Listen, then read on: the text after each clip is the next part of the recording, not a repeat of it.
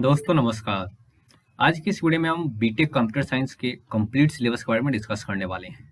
आज जो हम सिलेबस डिस्कस करेंगे ये एआईसीटीई द्वारा अप्रूव्ड है और सभी कॉलेज में ऑलमोस्ट यही सिलेबस फॉलो किया जाता है। थोड़ा बहुत आपको माइनर चेंजिंग देखने को मिलेगा, लेकिन ऑलमोस्ट सभी कॉलेज में इसी सिलेबस को फॉलो किया जाता है। तो आज की इस वीडियो में हम सेमेस्टर वाइज आपको डिस्कस करने वाले हैं कि किस सेमेस्टर में आपको कौन कौन सा सब्जेक्ट पढ़ाई होता है, उनका क्रेडिट क्या है। तो वीडियो में लास्ट तक बने रहें। अगर आप हमारे चैनल पर पहली बार आए हैं तो चैनल को सब्सक्राइब कर ले और बेल आइकन को दबा दें, जिससे हमारी नोटिफिकेशन आपको सबसे पहले मिल जाए। तो आइए आज की इस वीडियो को हम शुरू करते हैं।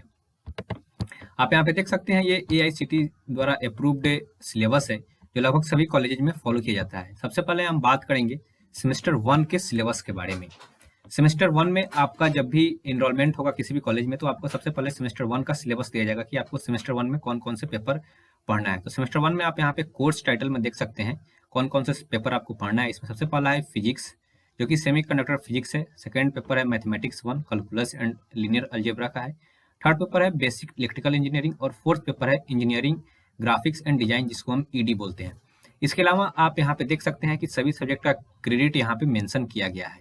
जैसे कि यहाँ पे फिजिक्स है 5.5 क्रेडिट का, मैथमेटिक्स 1 है आपका 4 क्रेडिट, बेसिक इलेक्ट्रिकल इंजीनियरिंग है 5 क्रेडिट और ईडी जो है आपका 3 क्रेडिट है। अब ये क्रेडिट कैलकुलेट कैसे होता है इसके बारे में समझ लेते हैं। आप यहाँ पे देख सकते हैं कि हर एक सब्जेक्ट का मेंशन किया गया है आवर पर लेक्चर। यहाँ पे लेक्चर जो है फिजिक्स का 3 आवर्स का है, ट्यूटोरियल्स आपका 1 आवर्स का है और यहाँ पे प्रैक्टिकल जो है वो 3 आवर्स का है। तो आपको क्रेडिट कैलकुलेट करने के लिए सबसे पहले जो भी लेक्चर और ट्यूटोरियल का आवर्स है इसको ऐड करना है। तो 3 + 1 4 हुआ और जो प्रैक्टिकल का आवर्स है इसको 2 से डिवाइड करेंगे और उसके बाद ऐड करेंगे। तो 3 में हम 2 से डिवाइड किए तो होगा 1.5। तो टोटल क्रेडिट इसका हो गया 3 + 1 4 + 1.5 = 5.5 क्रेडिट। इसी प्रकार से आपका मैथमेटिक्स में देख सकते हैं यहाँ पे प्रैक्टिकल 0 क्रेडिट का है, ट्यूटोरियल 1 है और लेक्चर 3 आवर्स का है। तो इसका क्रेडिट हुआ 4। वैसे ही आप यहाँ पे लास्ट ईडी का देख लीजिए, 4 है प्रैक्टिकल और लेक्चर है 1, तो 4 का हाफ हुआ 2 और +1 यानी कि 3 क्रेडिट का आपका ईडी हो गया। आप देख सकते हैं फर्स्ट सेमेस्टर में आपका टोटल क्रेडिट है 17.5। आपको बीटेक डिग्री अप्रूव्ड मतलब बीटेक डिग्री कंप्लीट करने के लिए टोटल आपको 150 से लेकर 160 क्रेडिट ऑब्टेन करना पड़ता है 4 साल में। आप यहाँ पे देख सकते हैं कि अगर आपके पास 150 से 160 क्रेडिट अगर आपने ऑब्टेन किया है 4 साल में तो आपका बीटेक डिग्री कंप्लीट माना जाएगा, नहीं तो आपका बीटेक डिग्री कंप्लीट नहीं होगा। अब हम बात कर लेते हैं अगला सेमेस्टर का, जो कि है सेकेंड सेमेस्टर। सेकेंड सेमेस्टर में आपको 5 पेपर पढ़ना है, जिसमें सबसे पहला है केमिस्ट्री 1, सेकेंड है मैथमेटिक्स 2 जो कि प्रोबेबिलिटी और स्टैटिक्स है। थर्ड पेपर है प्रोग्रामिंग फॉर प्रॉब्लम सॉल्विंग, इसमें जनरली सी प्रोग्रामिंग पढ़ाया जाता है। फोर्थ पेपर है वर्कशॉप मैन्युफैक्चरिंग प्रैक्टिसेस और फिफ्थ पेपर है इंग्लिश। आप इसका क्रेडिट सिस्टम यहाँ पे देख सकते हैं कि कौन सब्जेक्ट कितना क्रेडिट का है और सेकेंड सेमेस्टर में आपका टोटल हो जाता है 20.5 क्रेडिट। इसी प्रकार से अब हम थर्ड सेमेस्टर की तरफ बढ़ते हैं। तो थर्ड सेमेस्टर में आपको टोटल 6 पेपर पढ़ना है, जो कि एनालॉग इलेक्ट्रॉनिक सर्किट है, डाटा स्ट्रक्चर एंड एल्गोरिदम जो कि डीएसए है, उसके बाद से डिजिटल इलेक्ट्रॉनिक्स जिसको डीई बोलते हैं।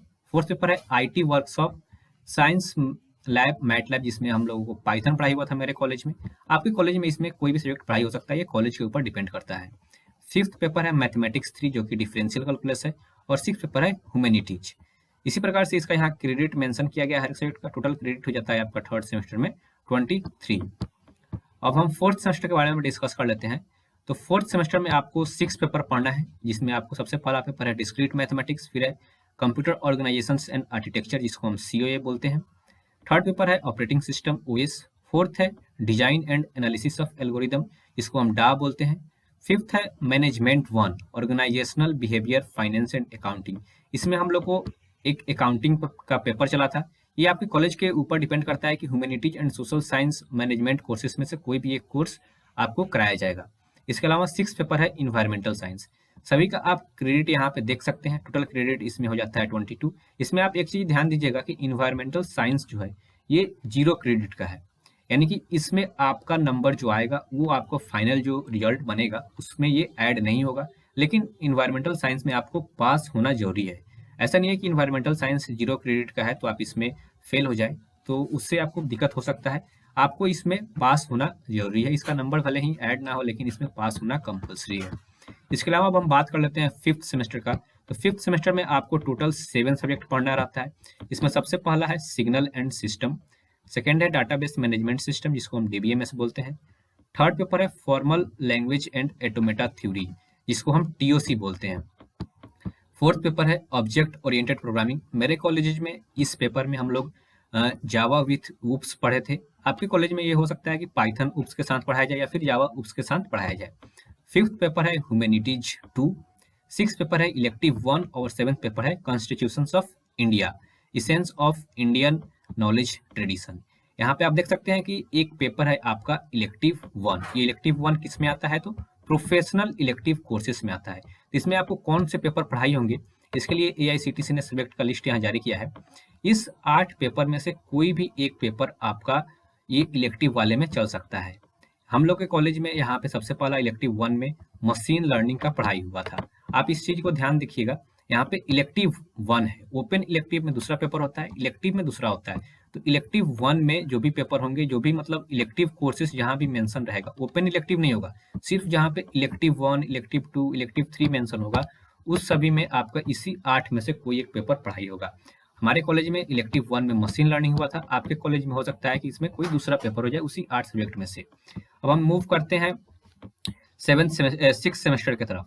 सिक्स सेमेस्टर में आपको सबसे पहला जो पेपर है वो है कंपाइलर डिजाइन, सेकंड पेपर है कंप्यूटर नेटवर्क, थर्ड पेपर है इलेक्टिव 3, फोर्थ पेपर है इलेक्टिव 3 और फिफ्थ पेपर है आपका ओपन इलेक्टिव 1 जो कि ह्यूमैनिटीज से बिलोंग करता है, और 6 है प्रोजेक्ट 1। यहाँ पे आप देख सकते हैं कि इलेक्टिव 2 है और इलेक्टिव 3 है। इलेक्टिव 2 और इलेक्टिव 3 भी आपका इसी 8 में से कोई 2 पेपर होगा। हमारे कॉलेज में इसमें आर्टिफिशियल इंटेलिजेंस और इंटरनेट ऑफ थिंग्स आईओटी पढ़ाई हुआ था। आपके कॉलेज में हो सकता है कि इसमें कोई दूसरा पेपर हो जाए इसी 8 में से। इसके अलावा यहाँ पे एक ओपन इलेक्टिव है, ये ह्यूमैनिटीज का कोर्स है, इसमें आपका ह्यूमैनिटीज का कोई एक कोर्स कराया जाएगा। टोटल क्रेडिट आपका इस सेमेस्टर में हो जाता है 22 जो कि 6 सेमेस्टर का है। अब हम मूव करते हैं 7th सेमेस्टर में। तो यहाँ पे आप देख सकते हैं कि इलेक्टिव 4 है, इलेक्टिव 5 है, ओपन इलेक्टिव 2 है, बायोलॉजी है और प्रोजेक्ट है।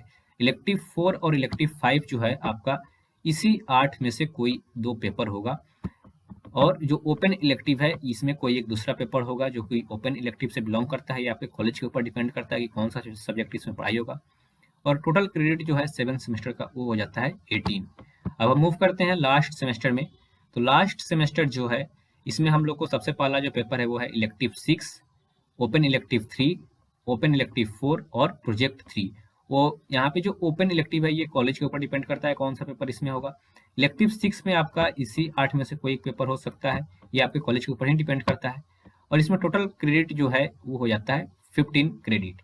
इसके अलावा आप इस पीडीएफ में जब नीचे मूव कीजिएगा तो आपको यहाँ पे सब्जेक्ट वाइज सिलेबस मिल जाएगा कि कौन कौन सा मॉड्यूल आपको पढ़ना है। जैसे सबसे पहले है यहाँ पे डीएसए का सिलेबस, आपको यहाँ पे मॉड्यूल 1 में क्या क्या पढ़ना है, मॉड्यूल 2 में क्या है, मॉड्यूल 3 में क्या है।